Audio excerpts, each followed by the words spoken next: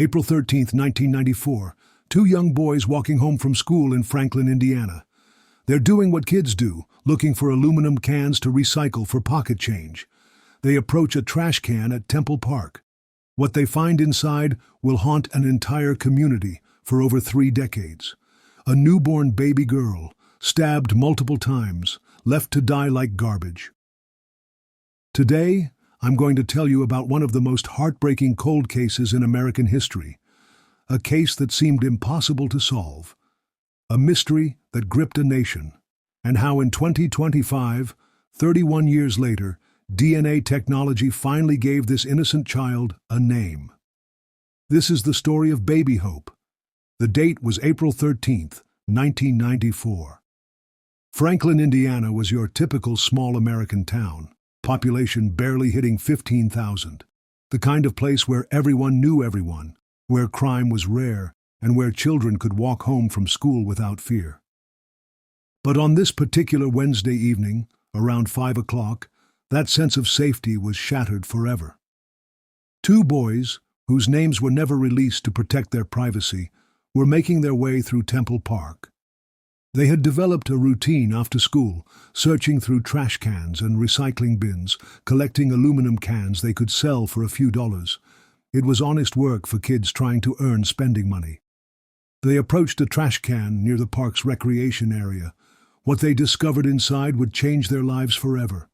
A newborn infant, female, wrapped in what appeared to be clothing. But she wasn't moving, she wasn't breathing, and there was blood. The boys immediately ran to find help. Within minutes, Franklin Police Department officers arrived at the scene. What they found was beyond anything they had prepared for in their training. The infant had been brutally stabbed, multiple wounds. The coroner would later determine that she had died from these stab wounds shortly after birth. This wasn't an accident. This wasn't neglect. This was cold-blooded murder. But here's what made this case even more devastating. Nobody knew who she was. No missing person reports. No hospital records of a recent birth. No frantic parents searching for their child. This baby girl had lived and died in complete anonymity. The Franklin Police Department faced an impossible task. How do you investigate a murder when you don't even know the victim's name? How do you find suspects when you have no idea where to start looking? Detective work in 1994 was vastly different from today. No social media to track people's movements, no cell phone records to analyze, no security cameras on every street corner. DNA analysis existed, but it was expensive, time-consuming, and required substantial biological evidence to be effective. The investigators did what they could with the tools available. They canvassed the entire neighborhood around Temple Park. They interviewed residents, asking if anyone had heard anything unusual, seen any suspicious activity, or noticed a pregnant woman in the area. They expanded their search beyond Franklin. Maybe someone had traveled from another city or state to dispose of the evidence.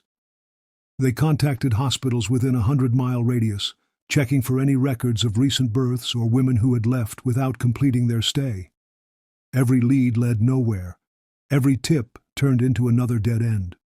The investigation consumed hundreds of hours, involved multiple law enforcement agencies, and generated a case file that grew thicker by the week. But the community of Franklin refused to let this baby girl remain nameless and forgotten. Something beautiful emerged from this tragedy. The residents came together and decided that if no one else would claim this child, they would. They named her Baby Hope. The name wasn't chosen randomly. In a situation filled with darkness and despair, the community chose hope. Hope that someday, somehow, justice would be served. Hope that this innocent child would be remembered with dignity. Hope that her story would have meaning. Local businesses and residents organized fundraising efforts. They collected donations to ensure Baby Hope received a proper funeral and burial. She was laid to rest at Green Lawn Cemetery in Franklin, with a headstone bearing her chosen name and the dates that marked her brief existence. The funeral was attended by hundreds of people who had never met this child, but felt compelled to honor her memory. It was one of the most emotional services the community had ever witnessed. But the investigators weren't giving up. They preserved biological evidence from the crime scene, including DNA samples. In 1994, genetic analysis was still in its infancy, but they had faith that technology would eventually advance to the point where these samples might provide answers. Years passed. The case grew cold. New crimes demanded attention.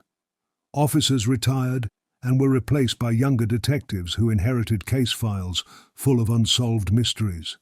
But Baby Hope was never forgotten. Every few years, someone would pull out the file, review the evidence, follow up on old leads, and hope for a breakthrough that never came. The 2000s brought advances in DNA technology. What once required large samples and weeks of processing could now be done with microscopic evidence in a matter of days. Cold cases across America were being solved using genetic evidence that had been considered worthless decades earlier. Franklin Police Department began revisiting their oldest unsolved cases, including Baby Hope. They submitted the preserved DNA samples for updated analysis, hoping that modern technology might finally provide the answers they had been seeking. But even with improved DNA processing, they faced a fundamental problem. DNA analysis can tell you a lot about a person, but it can't tell you their name. Unless you have something to compare it against, genetic evidence is just data without context. This is where the story takes an interesting turn. The rise of consumer genetic testing companies like 23andMe and Ancestry DNA created something that had never existed before. Massive databases of genetic information from ordinary people researching their family histories. But there was a problem. These commercial databases were private. Law enforcement couldn't simply access them without legal complications and privacy concerns. They needed a different approach. If you've made it this far, you're clearly invested in seeing how this decades-old mystery finally gets solved. The breakthrough that's coming will shock you, so make sure you're subscribed because we dive deep into cases like this that will keep you on the edge of your seat. The answer came in the form of public genetic databases. These were platforms where people voluntarily uploaded their DNA data and explicitly gave permission for law enforcement to use it for investigational purposes. The key difference was consent. Every person in these databases had specifically agreed that their genetic information could be used to help solve crimes. In 2019, Franklin Police Department made the decision to officially reopen Baby Hope's case. 25 years had passed since her murder, but advances in genealogical investigation techniques offered new possibilities. Detective work had evolved beyond traditional methods. Genetic genealogy combined DNA analysis with historical research, family tree construction, and detective work to identify individuals through their biological relatives. The process is complex but fascinating. Investigators take DNA evidence from a crime scene and compare it against public genetic databases. They're not looking for an exact match, which is unlikely unless the perpetrator or victim had previously submitted their DNA. Instead, they're looking for partial matches that indicate family relationships. When they find genetic relatives, they begin constructing family trees. They research birth records, death certificates, marriage licenses, and census data to map out how these relatives are connected. Through process of elimination and careful analysis, they can narrow down possibilities until they identify specific individuals. This technique had been used successfully in other high-profile cold cases. The Golden State Killer had been identified using similar methods after decades of investigation. Suddenly, cases that seemed impossible to solve were being cracked using combinations of old-fashioned detective work and cutting-edge genetic science. But Baby Hope's case presented unique challenges. They weren't just trying to identify a perpetrator. They were trying to identify the victim herself, and potentially her parents. This required even more complex genealogical research and analysis. The Franklin Police Department worked closely with the Indiana State Police Crime Lab and genetic genealogy experts. They began the painstaking process of uploading Baby Hope's DNA profile to public databases and searching for potential family connections. The work was slow and methodical. Each potential match had to be carefully researched. Family trees had to be constructed, going back multiple generations. Birth and death records had to be located and verified. It was like solving a massive puzzle where most of the pieces were missing.